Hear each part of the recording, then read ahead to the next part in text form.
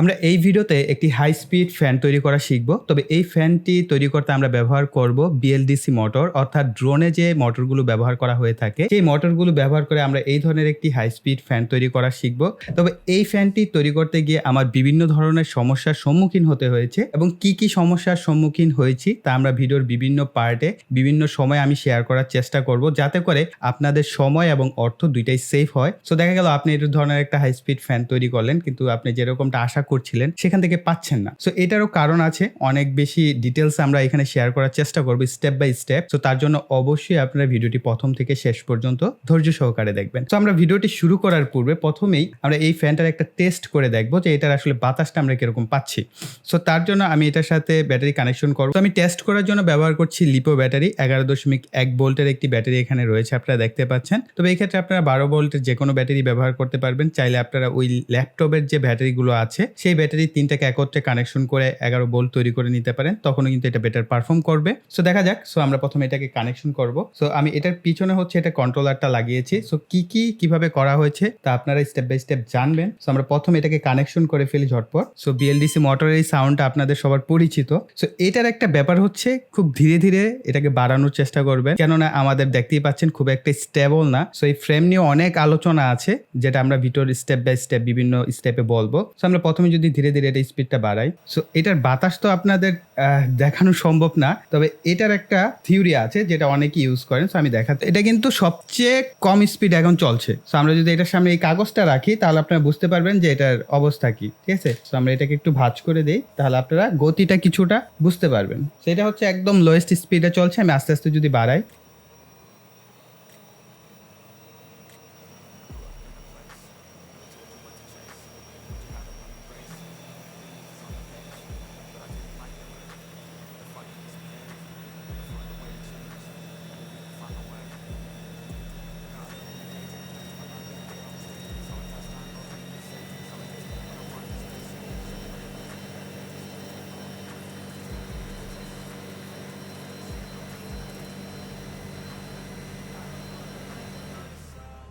I think আপনারা কিছুটা অনুমান করতে পেরেছেন। আমি এটাকে 50% মতো জাস্ট পাওয়ার দিয়েছি, এতে এটার এই অবস্থা। কেননা ফুল পাওয়ার আমি দিতে পারবো না, কেননা আমার বডি স্ট্রাকচারে কিছু ফল্ট এখনও রয়েছে। সেই ফল্টগুলো আমি আপনাদের বলবো, যাতে সেই ফল্টগুলো আপনারা কখনোই না করেন। তো চলুন দেরি না করে ভিডিওটি শুরু করা যায়। এই ফ্যানটি তৈরি করার জন্য ব্যবহার করব 1400 কেভিএ বিএলডিসি মোটর এবং সাথে 8 ইঞ্চির প্রোপেলার। তবে আপনারা চেষ্টা করবেন 10 ইঞ্চির প্রোপেলার ব্যবহার করার। সেক্ষেত্রে ফ্রেমের সাইজ আমার এই ফ্রেমের সাইজ থেকে কিছুটা বড় হবে, অর্থাৎ সবকিছুর মাপ কিছুটা বড় নেবেন। বিএলডিসি মোটরের জন্য প্রয়োজন হবে 30 এম্পিয়ারের ইএসসি একটি, আর মোটরের স্পিড কন্ট্রোলের জন্য ব্যবহার করব সার্ভো টেস্টার। আর আমাদের এই ফ্যানটিকে পাওয়ার সাপ্লাই দেওয়ার জন্য ব্যবহার করব 2200 মিলি এম্পিয়ারের একটি লিপো ব্যাটারি। ফ্রেমটি তৈরি করার জন্য আমি ব্যবহার করছি পিভিসি বোর্ড এবং এর বিভিন্ন শেপ আমি কেটে নিয়েছি। এক্ষেত্রে আপনি যে সাইজের প্রোপেলার ব্যবহার করবেন বা পাখা ব্যবহার করবেন তার থেকে কিছুটা বড় সাইজের ফ্রেম তৈরি করার চেষ্টা করবেন। এই 4টি টুকরা বোর্ড ব্যবহার করব বক্সের চারপাশে লাগানোর জন্য। আর এই দুটো টুকরা বোর্ডের যে শেপ আছে, এই দুটা টুকরা আমরা ব্যবহার করব আমাদের যে ফ্রেমটি হবে সেই ফ্রেমের সামনের এবং পিছনের অংশ হিসেবে। আমি এই বোর্ডটির মাঝামাঝি অংশ বের করার জন্য স্কেলের সাহায্যে আড়াআড়ি ভাবে দাগ দিব। এরপর প্রোপেলারের মাপ অনুযায়ী আমাদের যে বোর্ডটি আছে সেই বোর্ডের মাঝামাঝি অংশ থেকে একটি আমরা দাগ কেটে নিব আমাদের যে কাটা কম্পাস আছে তার সাহায্যে। তবে আমি যে মাপটি নিচ্ছি আমাদের যে প্রোপেলার সেটার মাপ থেকে আমি কিছুটা মাপ কম নিয়েছি। তবে আপনারা চেষ্টা করবেন আপনাদের যে প্রোপেলার বা পাখাটা থাকবে তার থেকে কিছুটা বড় নেয়ার, এতে করে বাতাসটা খুব সুন্দরভাবে বের হয়ে আসতে পারবে। একইভাবে আমি আরেকটা বোর্ডের যে অংশ আছে সেই অংশেরও সেন্টার বের করার জন্য, অর্থাৎ মাঝামাঝি পয়েন্ট বের করার জন্য স্কেলের সাহায্যে দাগ দিয়ে নিব এবং আমি এর মাঝামাঝি একটা স্কেলের মাপ অনুযায়ী দাগ দিয়ে নিয়েছি। এরপর আমাদের যে মোটরটি আছে সেই মোটরের একটি বেজ আসে মোটরের সাথে, এই বেজটিকে আমি বসিয়ে আমি একটা মাপ নিয়ে নিব সেন্টার থেকে, যে আমাদের মোটরটা কোন জায়গাটায় আমার ঠিকঠাক মতো অ্যাডজাস্ট হবে বা আমরা লাগিয়ে নেব সেটার সাথে। তবে আপনাদেরকে রিকমেন্ড করব এই ব্যাক সাইডের যে অংশটি একইভাবে আপনারা কাটবেন। তবে সেই ক্ষেত্রে আপনারা কার্ডবোর্ড বা কাঠের সহযোগিতায় কিন্তু যদি এই ব্যাক সাইডের বা অর্থাৎ পিছনের সাইডের ফ্রেমটি তৈরি করেন তাহলে অনেক বেশি স্টেবল এবং মজবুত হবে। আমি এই বোর্ডগুলোর বিভিন্ন অপ্রয়োজনীয় অংশগুলোকে ইন্ডিকেটর ব্লেডের সাহায্যে কেটে নিচ্ছি।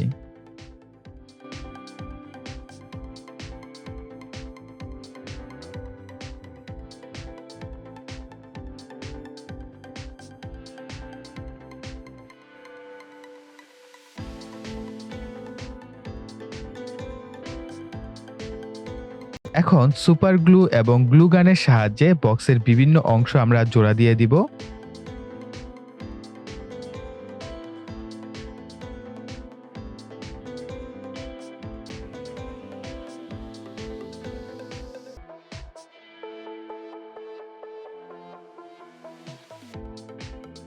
বক্সের ভিতরে আমি চাচ্ছি এই ধরনের একটি নেট ব্যবহার করার, তবে নেটের কালারটি যেহেতু সাদা, সো দেখতে প্রফেশনাল লাগছে না।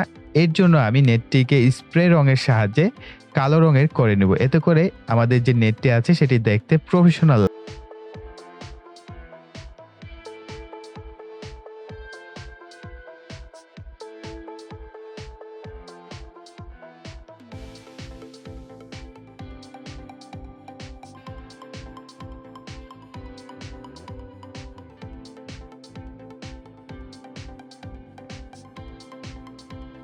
একইভাবে বক্সটিকেও আমি সাদা রঙের করে নেব, তবে সাদা রঙের যদি বোর্ডটি হতো তাহলে কিন্তু আমি এটাকে সাদা রং করতাম না।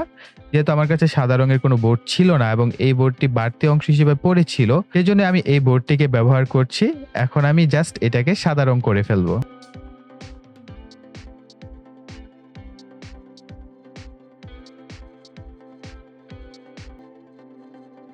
এখন এই নেটটিকে গ্লু গানের সাহায্যে বক্সের গায়ে ভালো মতো লাগিয়ে নিতে হবে।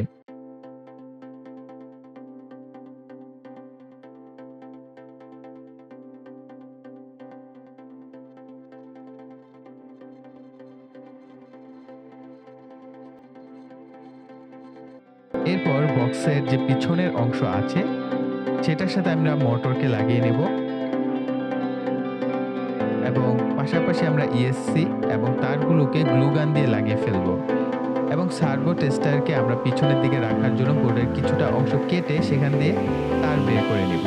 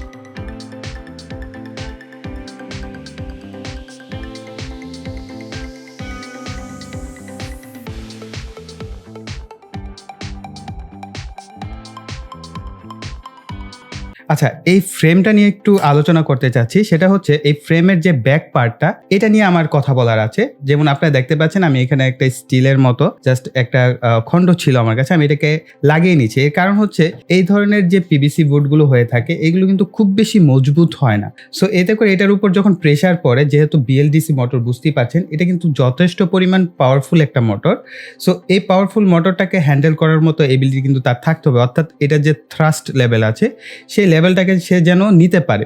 সো আপনারা এই ক্ষেত্রে একটা বিষয় করতে পারেন, সেটা হচ্ছে কার্ডবোর্ড পাওয়া যায় মোটা, বা আপনারা চাইলে সরাসরি কাঠ ব্যবহার করতে পারেন। যদি এখানে কাঠের একটা ফ্রেম পিছনে ব্যবহার করেন তাহলে এটা কিন্তু অনেক বেশি মজবুত হবে।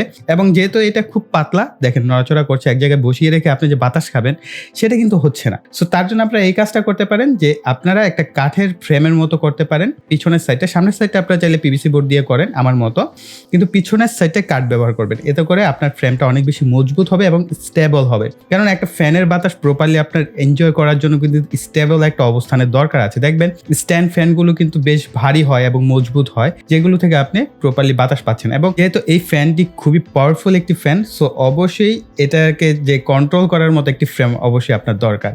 অ্যান্ড দেন পরবর্তীতে আমার আরেকটা বিষয় শেয়ার করা আছে, যে এটার প্রোপেলার। এই ফ্যানের একটা সুবিধা হচ্ছে আমরা আমাদের এল শেপের যে অ্যালেন কিগুলো আছে সেই অ্যালেন কিগুলো দিয়ে আমরা এটাকে চাইলে খুলে নিতে পারি।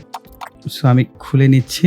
তো একটা জিনিস দেখেন, আমি মূলত 8 ইঞ্চির প্রোপেলার ব্যবহার করেছিলাম। সো আপনারা দেখতেই পাচ্ছেন। সো আমি একটু সার্কিটটা খুলে ফেলি। আমি মূলত 8 ইঞ্চির প্রোপেলার ব্যবহার করেছিলাম আমাদের এই ফ্যানটি তৈরি করার জন্য। কিন্তু 8 ইঞ্চির প্রোপেলারগুলো আপনারা জানেন অনেক বেশি পাতলা হয়ে থাকে। সো যার ফলে আমি এর পিছনে প্লাস্টিকের কিছু অংশ কেটে গ্লু গান দিয়ে জোড়া লাগিয়ে দিয়েছি। সো এর ফলে আমাদের পাখার যে ব্যাসটা আছে সেটা কিন্তু কিছুটা বেড়ে গেছে, তাই না? এর যে প্রস্থটা আছে সেটা বেড়ে গেছে। এর ফলে বাতাসটা কিন্তু প্রপারলি আসছিল। সো এই ক্ষেত্রে আমি আপনাদের সাজেশন করব, আপনারা কিন্তু অনেক ধরনের পাখা কিনতে পাওয়া যায় বিভিন্ন ইলেকট্রনিক্সের দোকানে। সেই পাখাগুলো যদি ব্যবহার করতে পারেন তাহলে আরও বেটার আপনারা বাতাস এটা থেকে পাবেন। আচ্ছা, এবারে আসা যাক, আমরা যে এখানে বিএলডিসি মোটর ব্যবহার করছি। সো বিএলডিসি মোটরের একটা বড় প্রবলেম হচ্ছে এটা প্রচুর পরিমাণে নয়েজ ক্রিয়েট করে, অর্থাৎ এর খুব একটা বাজে সাউন্ড তৈরি হয়। আপনি যখন এই ফ্যানটাকে হালকা একটা স্পিডে দিয়ে রাখবেন, ঠিক আছে, এটার সাউন্ড আপনার সহনযোগ্য হবে। কিন্তু এটাকে যদি আপনি ফুল স্পিড দিয়ে বাতাসটা এনজয় করতে চান তাহলে কিন্তু পারবেন না। এত পরিমাণ নয়েজ ক্রিয়েট হবে যে আপনি এটার আশেপাশেই থাকতে পারবেন না, যে এত পরিমাণ সাউন্ড হবে। সো তখন কিন্তু এটা আর আপনার যে বাতাসটা এনজয় করবেন বা এটাকে আপনি যে উপভোগ করবেন বাতাসটা, সেটা থাকছে না, নয়েজ ক্রিয়েট করে আপনার 12টা বাজিয়ে দিবে। সো এই ক্ষেত্রে আমি আপনাদেরকে সাজেশন করব, ভালো একটা ফ্রেমের ভিতর যেহেতু আপনি সেট করছেন, ভালো একটা কাঠের ফ্রেম দিবেন ব্যাক সাইডে। দেওয়ার পর আপনি 775 মোটর অথবা 555 মোটর বাজার থেকে নিয়ে আসবেন। প্লাস সেই ক্ষেত্রে আরেকটা জিনিস ব্যবহার করতে পারেন, সেই 555 বা 775-এর জন্য কিন্তু অ্যাভেলেবেল অনেক পাখা পাওয়া যায়। আপনার 3টা মাথা অর্থাৎ 3টা পাখা থাকবে একটা প্রোপেলারের। সো সেই ধরনের পাখাগুলো যদি আপনি ইলেকট্রনিক্স দোকান থেকে কিনে নিয়ে আসতে পারেন, আপনি এটা থেকে অনেক বেটার বাতাস পাবেন এবং খুবই এনজয়েবল হবে। দেখবেন সেটার সাউন্ড এত হবে না, এত নয়েজি হয় না সাউন্ড। তাছাড়া আপনি অনেক দূর থেকে বাতাসটা এনজয় করতে পারবেন। এবং যেহেতু এটা বিএলডিসি মোটর, এটা সাউন্ড নয়েজ সত্যি ভাই অনেক বেশি হয়। তবে এই প্রজেক্টটা করার মানে কি, জাস্ট আমার আইডিয়া ছিল ডিআইওয়াই, আমি অনেক প্রজেক্ট ভিডিও দেখি নর্মালি আপনাদের মতোই।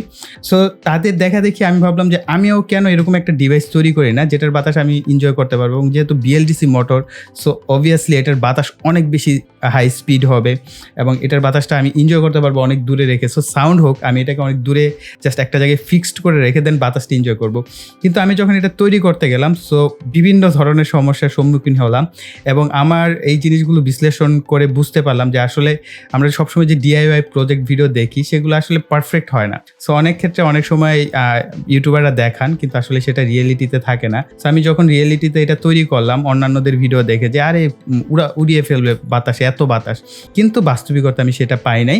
বাতাসেরও একটা লিমিটেশন আছে, যেহেতু এটা ফ্রেম। সো আমার ফ্রেমটা আরেকটু বড় করা দরকার ছিল সামনের দিকে।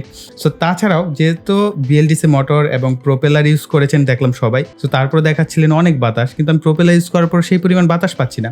আমার মনে হয়েছে এর পাখাগুলো যদি বড় বড় হতো তাহলে এর বাতাসটাকে, সে যে পিছন থেকে বাতাসটাকে নিয়ে সামনের দিকে দিবে, সেটার পরিমাণটা বেড়ে যেত। সো আসলে ফ্যানের পাখা মানে ফ্যানের পাখা হলেই হবে, এটা সেটার জন্য আসলে ড্রোনের প্রোপেলার ইউজ করাটা ঠিক না। সো এই জন্যই আপনাদের এই সাজেশনগুলো স্টেপ বাই স্টেপ দেওয়া আমার দায়িত্ব ছিল, যে আসলে আপনাদেরকে সঠিক জিনিসটা শেখানো। এই কারণে আমি এই ভিডিওটার পাশাপাশি আপনাদেরকে এই ইনস্ট্রাকশনগুলো দিলাম, যাতে আপনারা বুঝতে পারেন যে আসলে আপনার এই ধরনের আমরা অনেক সময় শৌখিন হয়ে অনেক কিছু তৈরি করি, সেটার পিছনে যেন আমাদের টাকাটা নষ্ট না হয়, এই কারণে আপনাদের সঠিক একটা গাইডলাইন্স দেয়া। সো আই থিঙ্ক ভিডিওটি আপনাদের কাছে ভালো লেগেছে। ভালো লাগলে ভিডিওতে একটা লাইক দিবেন, কমেন্ট করবেন, ভিডিওটি শেয়ার করবেন। আর যারা এখনো চ্যানেলটিকে সাবস্ক্রাইব করেনি, চ্যানেলটিকে সাবস্ক্রাইব করে পাশের বেল বাটনটি অ্যাক্টিভ করে দিবেন পরবর্তী ভিডিওর নোটিফিকেশন পাওয়ার জন্য। সো এই বলে এখানে বিদায় নিব। সকালে ভালো থাকবেন, সুস্থ থাকবেন, টাটা।